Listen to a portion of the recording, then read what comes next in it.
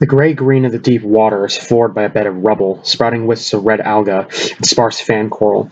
Rusting steel hulks, caked with sponge and algal growth, jut up in incomprehensible shapes in the gloom. A few fish move slowly in the dark hollows, as the occasional scuffling crab raises a brief cloud of sand and silt particles with its pointed feet.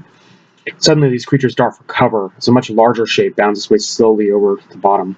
It is streamlined, as are all swimming animals, and its surface is smooth and rounded, all angles padded out by a thick layer of insulating blubber. The legs are somewhat frog-like, with webbed feet, but the webs continue up the side of each leg as far as the knee.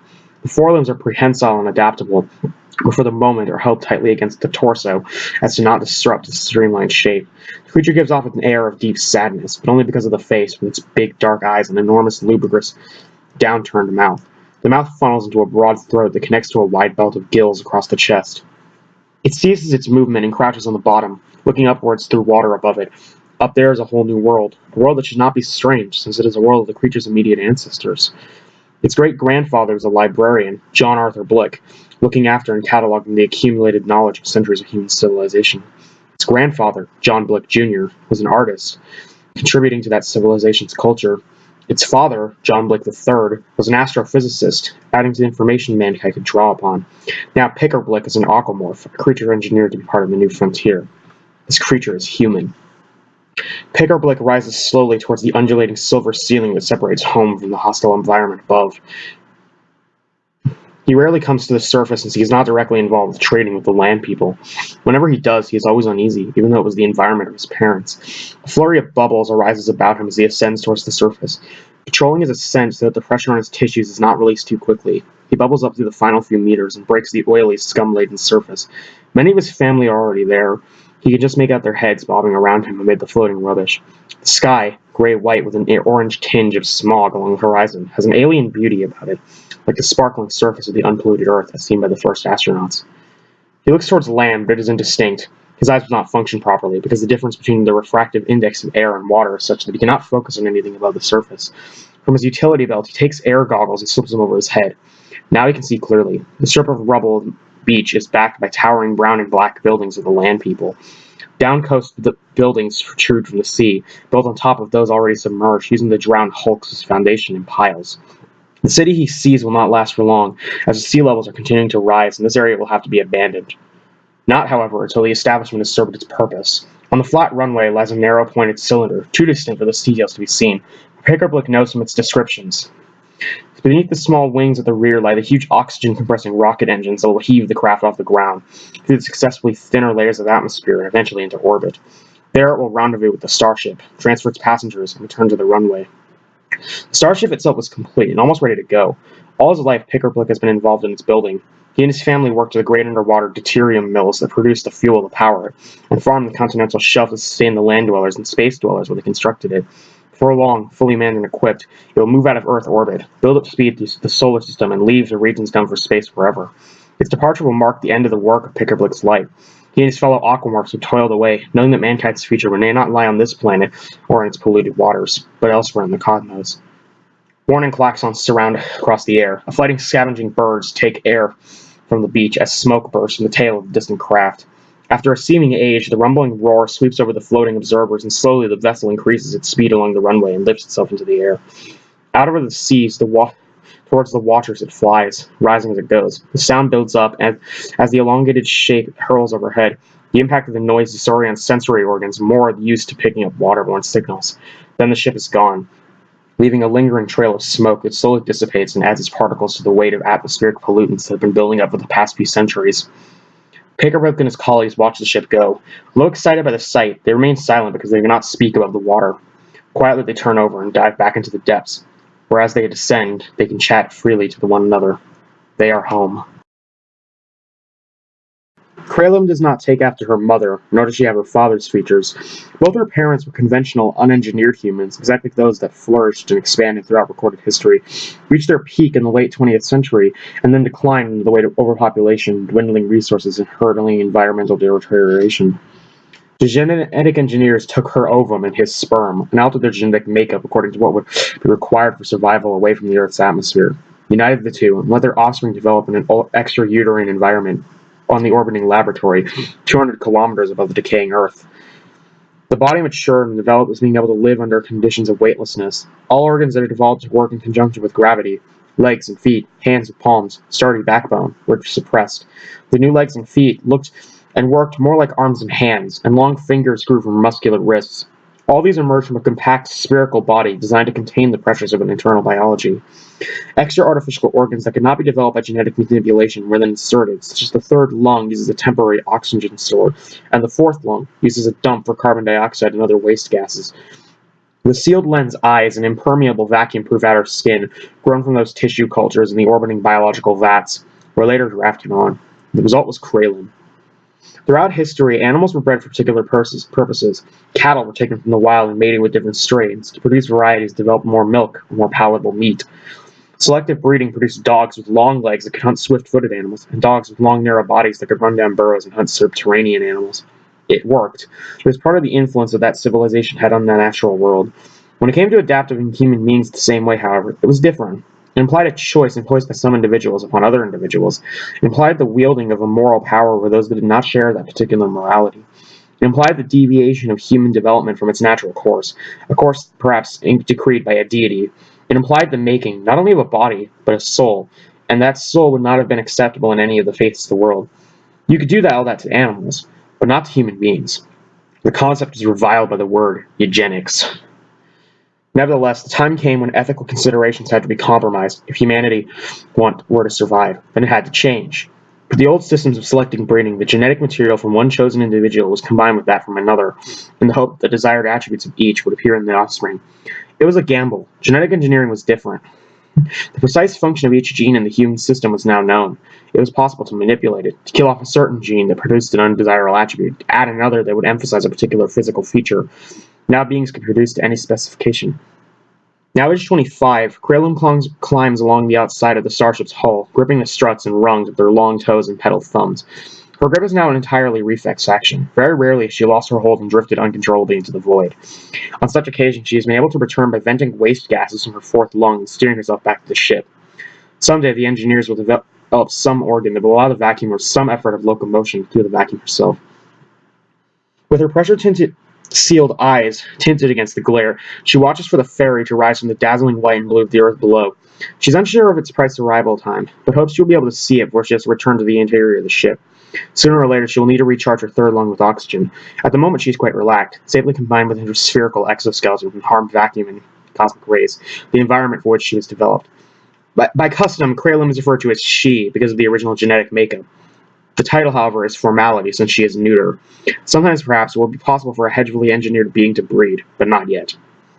It took 20 years to build a starship, and will probably be one of the first, only many, as eventually mankind, in one form or another, will spread across the whole galaxy. The ship is shaped like two conical spinning tops, fused nose to nose. The forward cone is the living chamber, a little world in itself that will have to be home for several hundred people for probably as many years. Around the waist is a wing of spherical propellant tanks containing 30,000 tons of helium-3 scooped from the gases of Jupiter's atmosphere, and 20,000 tons of deuterium distilled from the Earth's oceans, all compressed into frozen pellets. When running, these pellets will be injected into the electrolytic gun into the aft cone, the reaction chamber, where they will be compressed into a fusion reaction by high-power electron beams.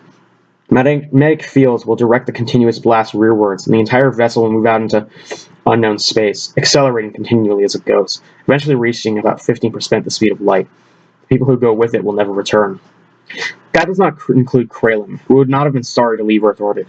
She's never set foot or hand on Earth, nor she any wish to. But she would have liked to travel to another planet, another system around another star. She could never have survived the journey, however. She was designed for living under the conditions of zero gravity in space. The starship, flying under a constant acceleration, will generate its own gravity, allowing non-engineered humans to live without problem. It will be crewed by the non-engineer, but genetic engineers will be amongst the passengers. Who knows what conditions they will meet and need to adapt to on a planet in a distant star system? A glint of light is caught and reflected in her sealed lens. The ferry will soon begin its docking maneuver as it drifts towards the starship. CRALYM and her fellows clamber along the port to watch. JIMEZ SMOOT can breathe again. The acceleration of the takeoff and the lift to orbit had squashed the breath out of him. Now, as the ferry coasts into freefall, he and his fellow passengers are released from the gravitational grip for his planet forever. He was trained for the accelerations and the weightlessness, of course, in the acclimatization camp back home. But no amount of training on the civilers simulators could have prepared him for the actual power and terror of the real thing. Back home? Yes, he will probably think of Earth as back home for the rest of his life, although he will certainly never go back there. He was taken from his community and subject to years of rigorous training for survival in a small group, the members of which are drilled to accept, psychologically, that they would be going on a journey from which they would never return, and which could well end in failure and waste, rather than the founding of a new civilization. He and his colleagues will abandon everything that they have ever known. They are the lucky ones. No amount of scientific application could have stopped the deterioration of the Earth's environment. No amount of moral guidance or medical technology could have slowed the suicidal birth rate. No amount of exercise of newfound science of genetic manipulation could induce crops to produce enough food in the right areas to feed all. No amount of political cooperation could ensure a fair distribution of what was available. The most influential cultures relied entirely on technology, and stable conditions were necessary for their technologies to flourish. As their systems crumbled, one by one, the less technological people spread to take their place, but inherited the economic systems left by their predecessors and quickly adopted and rebuilt the technological way of life, with all the disadvantages and the disasters that implied. Desperate and immoral, but practical, choices were made. New beings were genetically engineered to fit into the uninhabitable environments, so that new areas could be exploited for the good of the whole. Yet industry still generated its waste products. The carbon dioxide level in the atmosphere rose, and the world sweltered under an accelerating greenhouse effect. The ice caps began to melt, the sea levels worldwide rose. Already most of the great cities of the world, those built on deltas, estuaries, and low-lying coasts, were flooded and uninhabitable. Temperatures at the equator became intolerably high, and populations migrated to cooler latitudes, abandoning the stripped rainforests and desertified grasslands. All this change came about in a mere 2 centuries, but those 2 centuries were the culmination of 4,000 years of a burgeoning civilization. Yet, on the timescale of the planet, 2,200 years, even 4,000 years, were hardly noticeable in the context of the 45 million, 100 million years that the planet had been in existence. We will do it better next time, JIMEZ muses as he looks out at the porthole. These dislocated Earth systems are visible from up here, just the odd smear of brown or yellow showing where smoke is particularly concentrated. Across the cabin, past his companions, and through the opposite porthole, he can see the ungainly shape of the starship as they approach it. The airlock on the payload module, surrounded by tiny figures of the VACUUMORPHs, beckoned invitingly. This will be their new home. Neither he nor his children may be the ones to begin the new civilization on the new planet, but eventually the ship will reach somewhere habitable, and one of his descendants will be part of the new system of humanity, which will benefit from the lessons learned from the mistakes of old.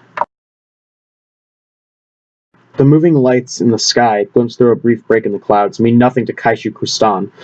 He had to work hard to steal the meager portion of food he carries wrapped in his rags, and he could not let his attention waver from his journey for an instant. Now he has to step quietly over the sleeping huddles that lie in the dry alleyway. Should anyone wake up and sense what he is carrying, then he would have to fight again, and this time, exhausted from his last skirmish, he would not win. His wife and 7 children lie, hungry, in an old culvert beyond the flooded thoroughfare. They have not eaten for 3 days. That was the last time the reliever flew over and dropped food on the drowning city for the squatties. The relief drops are becoming more and more irregular, and KYSHU KRISTAAN knows why. Inland government does not care about its people.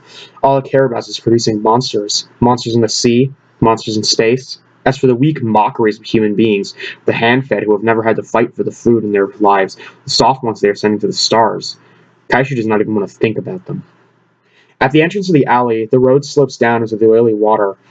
With his sharp eyes, KYSHU KRISTAAN can make out the tangled tide mark of discarded artifacts, empty containers, and decaying bodies that lies along the edge of the water. Tide is out, he registers, so he can wade across. His brother died because he did not have such good eyesight, and would not have noticed whether the tide or in were out. He had not seen the man who lay in wait for him in the darkness as he returned home with his food. KYSHU KRISTAAN hopes that his own children will inherit his sharp eyesight. Sem KRISTAAN died before he could father any children, and so his weak eyesight died with him. Chest deep, KYSHU KRISTAAN crosses the flooded thoroughfare, holding his precious bundle high so that it will not become any more tainted. Slowly, making sure that no ripple blanks, and makes a warning noise. He rises from the water at the other side. Yet as he pulls himself from the water, the silent night shatters into a cacophony of yells and shrieks, bursting from the direction of his sewer home. No, he despairs. Not more fighting tonight. Other people do not live like this. The inland people, the ones that have things to do not live like this. There is plenty of food for them, and they do not have to fight. Now his wife Saralia is yelling, and his children are screaming, and he drops the bundle and runs to help. Soralia is at the culvert mouth, flaying about her with a steel bar. There are still figures at her feet, and others grabbing her by the arms and legs. KYSHU surprises them all. Seizing the hair of two of his attackers, he cracks their heads together with a force that must kill them. Then he turns and fells a third with a blow with the edge of his hand. The others disappear into the darkness, as do the shadowy watchers. Then, while Soralia calms the frightened children, KYSHU gropes back to where he dropped his bundle, but it is gone, stolen by one of the dark watchers. An exhausted depression creeps over him. Must it always be like this? Soralia calls him for help, as she drags the bodies over the water to deposit them. No point in fouling the entrance of their own home. It is said that the squatties in the next city eat the victims of a fight like this. That would be practical, but inhuman, although KYSHU could believe anything of them.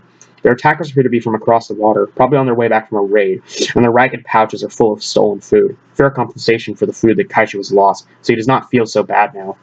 6 men have been killed, which is a good total for such a skirmish.